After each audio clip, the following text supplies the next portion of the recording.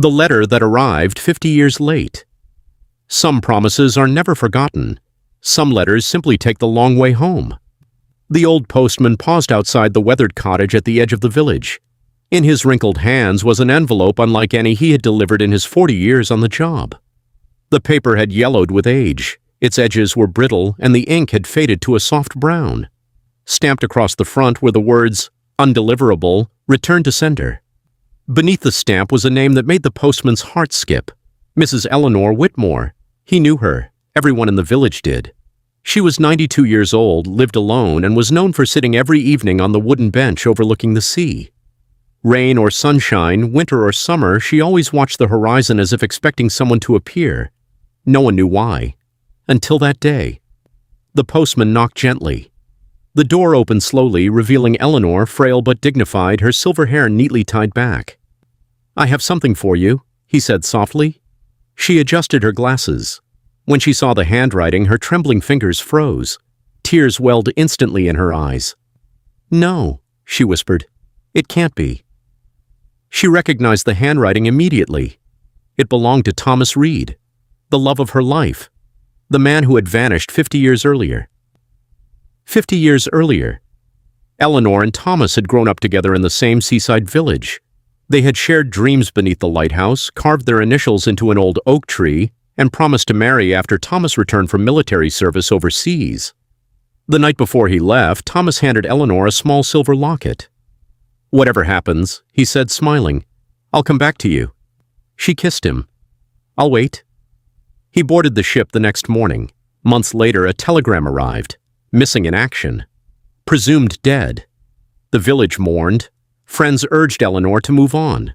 Her parents pleaded. Years passed. Suitors came and went. But she refused every proposal. If Thomas made a promise, she would always say, he'll keep it. Most believed grief had clouded her judgment. Others admired her unwavering faith. The letter.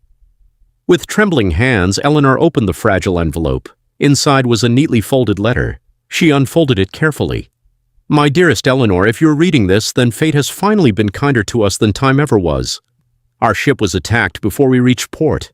I survived, but I lost my memory after the explosion. I spent years in hospitals, not even remembering my own name. Only recently did my memories begin to return. I remembered the lighthouse, the oak tree, your smile. I wrote this letter the very day I remembered you. I don't know if you're still waiting. I don't even know if I'm too late. But if life grants me one final miracle, I'll meet you where we shared our last sunset. Forever yours, Thomas. Eleanor pressed the letter against her heart. For 50 years, he had tried to come home. The postmark revealed the painful truth. The letter had been written decades earlier but had been lost in a forgotten military archive, only recently discovered during the restoration of an old government records facility. Thomas had died only a few months after writing it. He had never known whether Eleanor received his message. That evening, as the sun dipped below the horizon, Eleanor walked slowly to the old lighthouse. The oak tree still stood.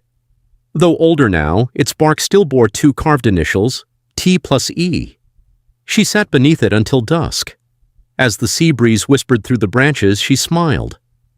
"I kept my promise," she said softly. "I waited." The waves rolled gently onto the shore, carrying with them 50 years of silence. The next morning, villagers noticed Eleanor's bench by the sea was empty. Concerned, they searched until they found her beneath the oak tree. She sat peacefully, Thomas's letter folded neatly in her hands, the silver locket resting against her heart. She had passed away quietly during the night. There was no fear on her face, only peace. Months later, the village restored the old lighthouse and placed a bronze plaque beneath the oak tree.